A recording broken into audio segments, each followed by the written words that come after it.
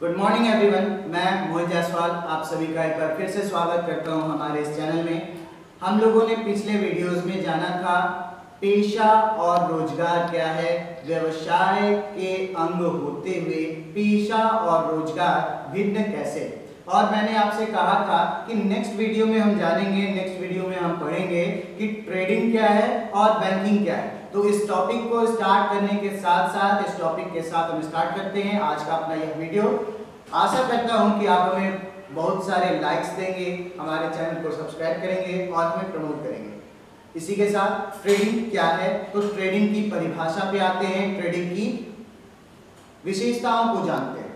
तो वे सभी क्रय और विक्रय जो कानूनी रूप से क्रेता और विक्रेता दोनों को लाभ दिलाने के उद्देश्य से किया जाए, यानी कि यहाँ पर सेवा और हमारी वस्तुओं का आदान प्रदान हो। ध्यान देने योग्य बात यह है कि यहाँ पर उन्हीं वस्तुओं को बेचा जाएगा, उन्हीं वस्तुओं का क्रय विक्रय होगा जो पहले से तैयार हो। उन्हें तैयार नहीं किया जाता, वो पहले से तैयार होती हैं और वैसे ही तैयार वस्तुओं का आदान प्रदान क्रय विक्रय होता है और यही ट्रेडिंग कहलाता है। इतना ही नहीं, ट्रेडिंग की इस प्रक्रिया करने वाले व्यक्ति को हम ट्रेडर के नाम से जानते हैं। इसके साथ हम आगे बढ़ते हैं तो हमें पढ़ने को मिलता है, हमें जानने को यह मिलता है कि यहाँ पर क्रय विक्रय के साथ केवल वस्तुओं और सेवाओं का ही हस्तांतरण नहीं होता है, केवल इन्हीं का क्रय विक्रय नहीं होता है, बल्कि उसके साथ साथ यहाँ पर स्वामित्व का भी हस्तांतरण होता है। स्वामित्व के हस्तांतरण का अर्थ आप सभी जानते हैं, यानी कि जो वस्तु जिसकी थी अब वो उसकी नहीं रह जाएगी, यानी कि जिसे खरीदा जाएगा या बेचा जाएगा तो जो भी उसे अपनाएगा, जिसके पास भी वे वस्तुएं जाएंगी, उसका अधिकार, उसका हस्तांतरण स्वामित्व का उस व्यक्ति को मिल जाएगा, यानी कि अब वह व्यक्ति उसका स्वामी बन जाएगा, जैसे मन वैसे वह उसका इस्तेमाल करेगा।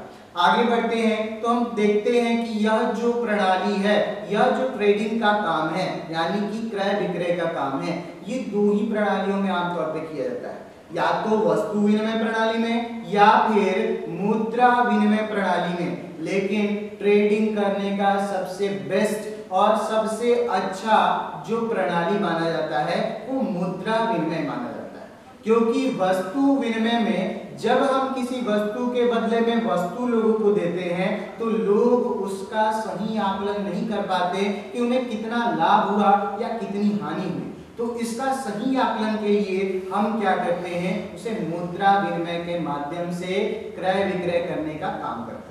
ट्रेडिंग के बारे में जाना कि ट्रेडिंग एक क्रय विक्रय है, लेकिन इसको करने का तरीका क्या होना चाहिए, एक ऐसा तरीका जिससे कि हमें पता चले कि हमें ट्रेडिंग करने का लाभ मिल रहा है या नहीं मिल रहा है। इतना ही नहीं, अब इसको मुद्रा के रूप में मुद्रा विनिमय में क्यों किया जाएगा, क्योंकि मुद्राएं हमारे लाभ और हानि दोनों को स्पष्ट रूप से दिखाती हैं, दोनों को स्पष्टता समझाती हैं और इससे पता चल जाता है, प्रत्यक्ष रूप से हमारे सामने आता है कि हमें कितना लाभ मिला है, यानी हमारी प्रॉफिट कितनी बनती है।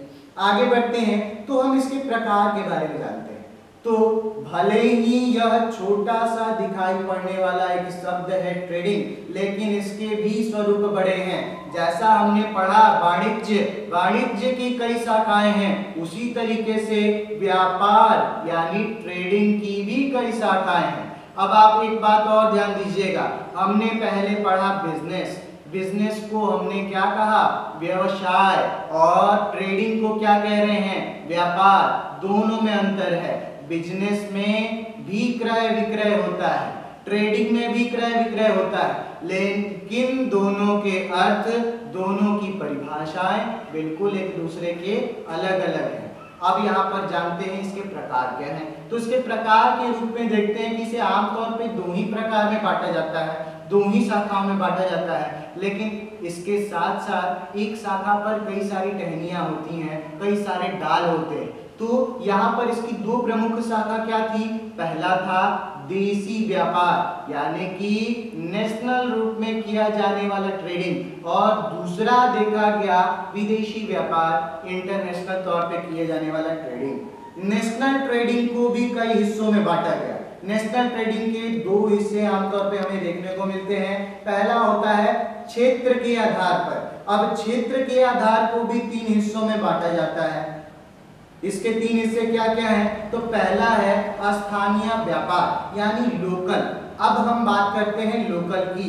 हमारे देश का अभी अभी एक नारा निकला है, लोकल टू वोकल। इसे भी हमें प्रमोट करना है, तो मैं आपसे आग्रह करूंगा इसको पढ़ने के साथ साथ अपने जीवन में जरूर उतारें हमारे देश के लिए। तो आते हैं लोकल व्यापार क्या है, स्थानीय व्यापार क्या है। स्थानीय व्यापार यानी कि आप एक तरह से कहेंगे कि यह प्रखंड स्तर पे होने वाला व्यापार हो सकता है। आप जिस क्षेत्र में रहते हैं, जिस क्षेत्र की सीमा के अंदर हैं, उस क्षेत्र से लगे हुए सीमाओं के अंदर आप अपने व्यवसाय को कर सकते हैं, आप अपने व्यापार को कर सकते हैं। अब आते हैं दूसरा, राज्यीय व्यापार, स्टेट ट्रेडिंग। स्टेट ट्रेडिंग क्या है? स्टेट ट्रेडिंग में आप अपने प्रखंड स्तर से उठ करके अपने ही राज्य के अलग अलग क्षेत्रों में जाकर के बेच सकते हैं।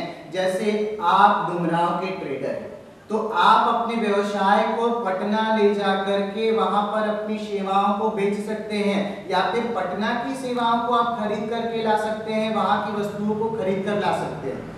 आते हैं तीसरा, अंतरराज्यीय यानी कि inter state trade. Inter state क्या है? अब इंटर स्टेट ट्रेड में आप देखोगे एक राज्य यानी बिहार राज्य, आप बिहार राज्य के ट्रेडर हैं, आपने ट्रेडिंग करना शुरू किया उत्तर प्रदेश राज्य से या मध्य प्रदेश राज्य से, यानी कि राज्य से राज्य की जो ट्रेडिंग होगी वो आपका आएगा अंतरराज्यीय व्यापार के तौर पे।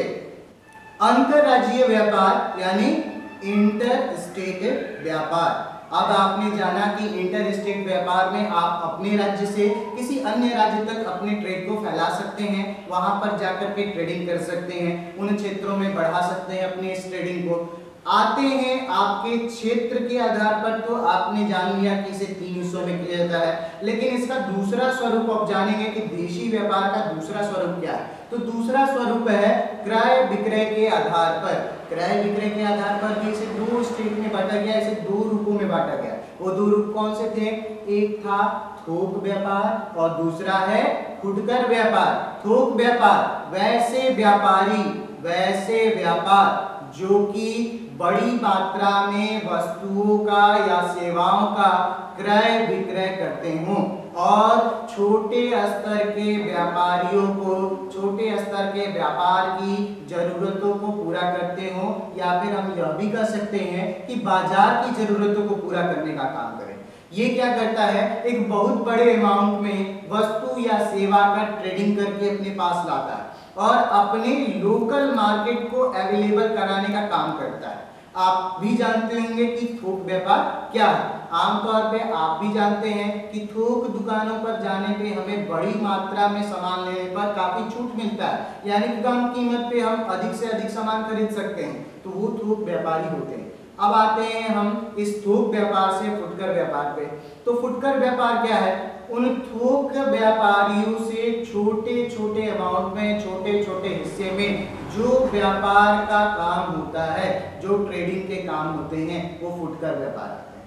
तो ये थे देशी व्यापार, आपके नेशनल और आपके देश के हिसाब से किया जाने वाला व्यापार, देश के अंदर किया जाने वाला व्यापार। अब आते हैं विदेशी व्यापार, जो हमारे देश के परे हो, हम अपने देश से किसी दूसरे देश में करते हैं।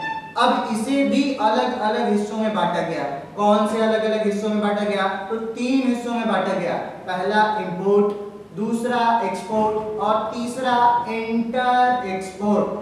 अब इंपोर्ट, एक्सपोर्ट और इंटर एक्सपोर्ट क्या है? इंपोर्ट यानी कि आयात व्यापार, किसी दूसरे देश की वस्तु या फिर सेवा को अपने यहाँ इंपोर्ट कराना, अपने यहाँ खरीद करके लाना, ये हमारा होता है विदेशी व्यापार के अंदर आयात व्यापार। लेकिन निर्यात व्यापार क्या कहेंगे? दूसरे देशों को अपने देश की सेवाएं पहुंचाना।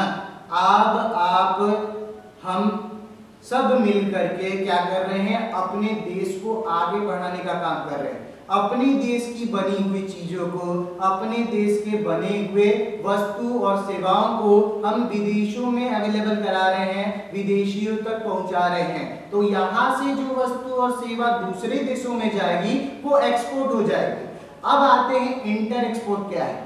तो हमने जाना इंपोर्ट और एक्सपोर्ट। इंटर एक्सपोर्ट क्या है कि अब हमने अपने व्यापार को एक देश भेजा और हमें भेजना है किसी दूसरे देश, तो वहां से अगर वह दूसरे देश जाता है, यानी कि हमारे ही माध्यम से एक देश पहुंचा और फिर वहां से दूसरे देश पहुंच रहा है, तो ये इंटर एक्सपोर्ट हो जाता है।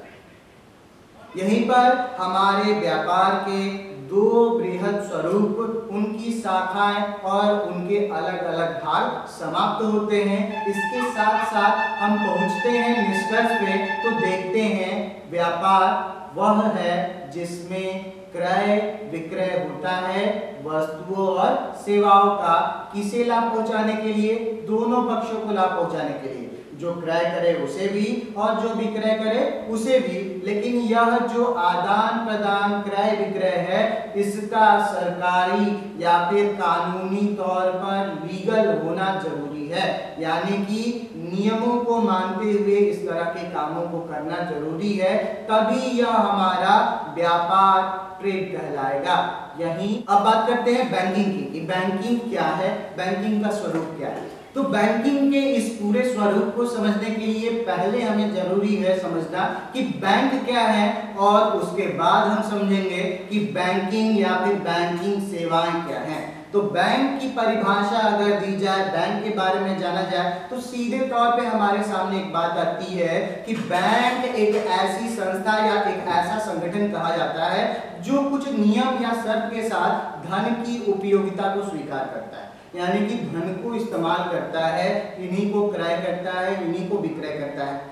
आगे अगर इसके और भी बृहद स्वरूप को जाने, इसके और भी बृहद स्वरूप को पढ़ें, तो हमें पढ़ने को मिलता है कि वे संस्थाएं वैसी संस्थाएं जो मुद्रा यानी कि धन और साख पत्रों में कारोबार करे, बिजनेस करे। ये संस्थाएं जनता के रुपयों को जमा करे और जमा किए गए इन रुपयों को वैसे व्यक्तियों को दे, ऋण के रूप में वैसे व्यक्तियों को अवेलेबल कराए, उपलब्ध कराए जिन्हें धन की आवश्यकता होती है। यानी कि जनता के द्वारा दिए गए पैसे को जमा करना और उन्हीं पैसों को कुछ नियम शर्त लगा करके ऐसे व्यक्तियों को देना, ऐसे व्यक्तियों को आपको अवेलेबल कराना होता है जो इसका सही इस्तेमाल करे और इसके अवज में बैंक को कुछ लाभ दे, यानी कि बैंकों को भी मुनाफा हो। साथ में अगर इसकी और भी सरल उदाहरण ले, सरल परिभाषा ले, सरल का मतलब सबसे आसान, तो हमें सीधे तौर पे यह कह सकते हैं कि वह संस्था जो धन का आदान प्रदान करे, ले दे, वो बैंक कहलाती है। अब समझते हैं कि बैंकिंग क्या है या फिर बैंकिंग सेवाएं क्या है। तो बैंकिंग सेवा वैसी सेवाएं हैं जो किसी व्यवसाय को उसके दैनिक खर्चों के लिए, यानी कि रोजमर्रे की जीवन में जो खर्च आते हैं, इस तरह के व्यवसाय जिनके डेली खर्च दिखाई पड़ते हैं, उनके खर्च को पूरा करने के लिए जो आर्थिक या वित्तीय सहायता प्रदान करे, वह बैंकिंग सहायता कहलाती है, बैंकिंग सुविधाएं कहलाती हैं, बैंकिंग सेवाएं कहलाती हैं। और यही है बैंकिंग का स्वरूप। इसी के साथ हमारे इस पॉइंट का एंड होता है और हम जानते हैं कि बैंकिंग का स्वरूप यहाँ पर समाप्त हुआ। अब हमने जान लिया कि व्यवसाय के ये सारे अंग भले ही छोटे दिखाई पड़ते हैं, लेकिन इनका स्वरूप काफी बृहद है। और इसी के साथ हमारा व्यवसाय नाम का यह टॉपिक समाप्त होता है। लेकिन मैं आपसे आग्रह करूंगा कि अगर आपको हमारी वीडियो पसंद आए तो इसे लाइक करें, शेयर करें और हमारे चैनल को सब्सक्राइब करें। साथ ही साथ आप कमेंट बॉक्स में हमें यह जरूर लिख करके बताएं कि आपको वीडियो कैसा लगा। अगर आपको किसी भी कॉमर्स से रिलेटेड टॉपिक के बारे में कुछ जानकारी चाहिए, कुछ भी पढ़ना हो, तो आप हमें बेझिझक कमेंट में लिख करके भेज सकते हैं। हम कोशिश करेंगे कि आपकी सारी दुविधाओं का समाधान करें। Thank you very much.